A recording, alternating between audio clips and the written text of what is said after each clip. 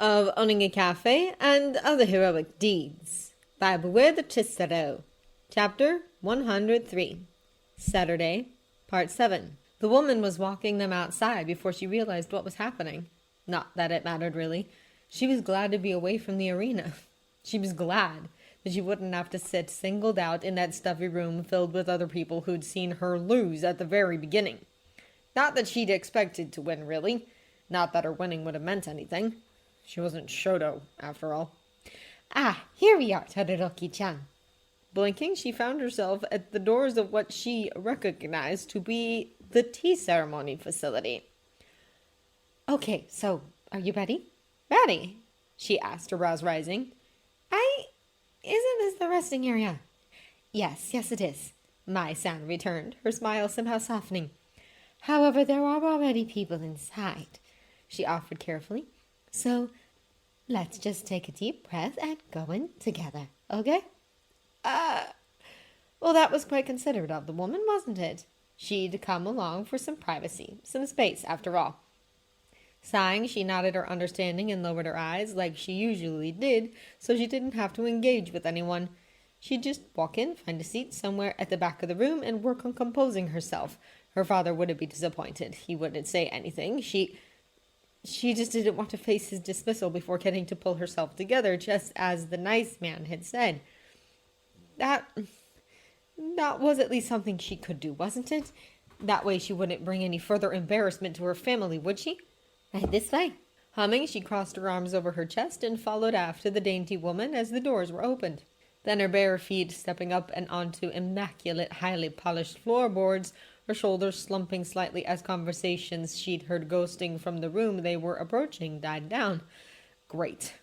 Secretly, she'd always longed for attention, pined of it even, especially since the terrible, awful tragedies that she'd suffered. Todoroki-chan? Feeling a hand, almost maternal, rest upon her white key-clad shoulder, Fuyumi realized that they'd stopped. Through these open doors are some wonderful people who really want to meet you, the peach-skinned member of staff told her, the maroon of her eyes glinting. And I need you to know that should you feel uncomfortable or want to leave, even just to take some air, that I'm here for you, all right? And I'll be with you and in your corner through everything else that follows, okay? She breathed, her eyes narrowing. Am I being abducted or something? No, Fuyumi, you're not. Mai furthered whilst flipping over her ID lanyard to show the opposite side. Police Force Special Operative Kato Mai, badge number MF7384628. It read. What? In that room, your mother and oldest brother are waiting for you. Gasping, the ice quirk user was moving without thinking, her legs sprinting her into the chamber, regardless of the woman who'd led her into this decadent formal space calling after her. This was not happening. This couldn't be happening. Her mother was... Fuyumi? Stuttering to a stop, the 14-year-old stiffened, her hands cupping the quivering circle her mouth had become as she stared at the scene before her. For there, both having just stood up from a sofa surrounded by people she didn't know were... But it couldn't be. Her father had sent their mother away. Toya was dead. He'd died lost and alone in a fire of his own making. She'd failed them both. She'd not talked her brother out of training. She'd not been a good enough daughter to keep her mother happy, to keep her sane. Yumi-chan? Snapping her eyes to the man that, despite his dark hair, despite his scarring, she knew. He was... Oh, God. Nisa? Mama? She was sobbing, but she couldn't move. Fuyumi! Watching, the strangers parted and stepped after her mother, who was running. Fuyumi! Oh, look at you! Look at how beautiful you are! After her brother, who was reaching out. Yumi? As they approached her, they looked so Opening her arms, she sobbed loudly, brokenly, as they wrapped her up. Her legs gave way, but they stood firm, their embrace never faltering as she sagged against them, their hands soothing her back, tucking stray hair behind her ear, wiping at her eyes. I've missed you so much. Letting out a deep, hugely relieved sigh as he, Tadeo, and Koji-san reviewed their phones, Toshinori stood up and waved his League of Cafe flag in a wide, slow, and deliberate motion, his eyes meeting his levers from across the dojo floor. Fuyumi was with her family. Everything was going well. After watching Shouta dip his head, turn to the study group and say something, the cheers and whoops they let out caused many of the other competitors to look at them whilst he somehow managed to smother his own laughter whilst returning to his seat, his irises watching as the tats danced around, high-fived, and oh God, they were so cute! Well, that's a relief, the golden-eyed scholar beside him sighed as he sagged into his chair. I don't think I'd realized just how worried I was for Rei-san and Dabi-kun, he admitted whilst Koji nodded sagely beside him, his azure eyes glinting with a tear or two. But, Yagi-san, how in the world do you cope with situations like this all the time, eh? Your line of work is exhausting me, and I'm just sitting on the sidelines, you know? He upped his left hand, rubbing at his goatee before he fanned quite rapidly at his eyes. Oh, that hug looks... I can't look directly at it! Sharing a quiet chuckle with his soon-to-be brother-in-law, Toshinori cupped his phone and regarded the images flooding into it, thanks to Spinner, Sansa, and Mitsuki. His smile tinged with sadness. In truth, Koji-san, the work I do rounded reaps such excellent rewards. He mused, his eyes roving over the reunited three, his tone fond. I'm just a brute who careens around for the majority unless a more tactical approach is needed. I couldn't have hoped to create something this wonderful all by myself. He furthered, his fingers flicking through to the next image as it came through. Rei, Dabi, and Fuyumi were sat together on the sofa, the youngest girl nestled between them as she cupped her brother's face while Mimi-chan offered them another box of tissues.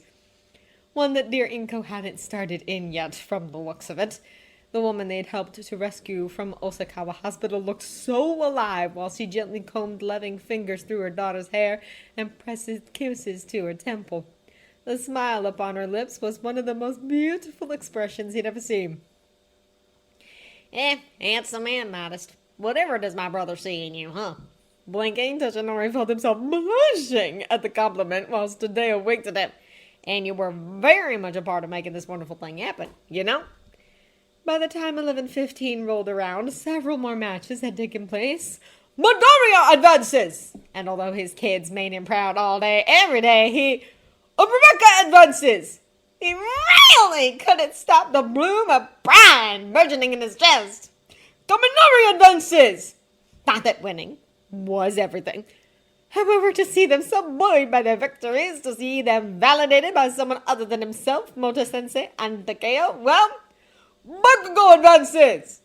It was a joy to see. Usui advances! Plus, making it through to the next round of the tournament would mean that they got to meet better and, in some cases, older opponents from different disciplines. This would only give them excellent life experience, but help to prepare them for the hero courses they were all still desperate to join. Kaminari advances! Even though he'd essentially bribed Nezu into giving all of them a fair shot at entering UA, Togeda advances! It never hurt to give them plenty of things to write on their official applications. Shinso advances! Especially since there were always 5 places out of the 40, or so the principal had told him, made ready for kids placed on the course through recommendation. Manama advances! And wouldn't it be fantastic if he could provide them with a chance to be one of those 5? Nodding to himself, Shouta welcomed the blue-eyed blonde in for a hug before allowing the boy to go enjoy a few more high fives from his friends.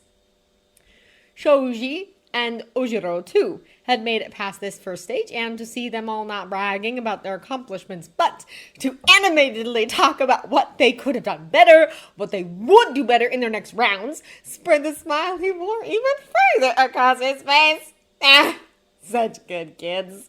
Finishing his book, Todoroki Shoto found his attention once again narrowing on the rowdy group across the dojo. At first, when he'd seen them all yammering and stretching, he thought that they were a bunch of uncouth loudmouths who were all bark and no bite. However, since they kept stealing his peace, he couldn't help observing them. They were an eclectic mix. Yes, aside from their coloration, which ranged from emerald green to iris purple and a myriad of blondes, their mannerisms were all completely different, and yet there was something that seemed to link them all together. Also, regardless of their ages and stature, they were all interacting with each other, their hands waving in a myriad of confusing gestures, whilst the freckled-faced boy seemed to jot everything down at an inhuman pace into a notebook he'd magicked up from somewhere. Huffing, he grabbed his bottle of water, flipped the cap, and took a swig, whilst regarding the brackets board overhead, the black surface rippling and shifting to display the names for the next matchups. It was more than likely that he'd meet one of their number next, since the majority of the teal-gi wearers appeared to be in his age group. All of them either wore a blue or purple belt, didn't they? In fact, another bored look around at the other children taking part today made the brown belt he wore seem oddly unique. As much as he abhorred his father, at least he hadn't lied to him about the lack of dedication, training, and diligence that other people his age displayed. "Okay, combatants! The second bracket listings are now up!" Humming, he returned his gaze to the listings, his red brow cocked. "Midoriya Izuku, huh?" He thought, his lips twitching into a frown when he realized that the green-haired boy of their group had finally stopped writing, those forest green irises eating up his pupils as they regarded each other from across the flat space they'd be fighting. "Oh, so that's you, huh?" he thought, his frown deepening. "I'll be sure to make you pay for your friend humiliating my sister."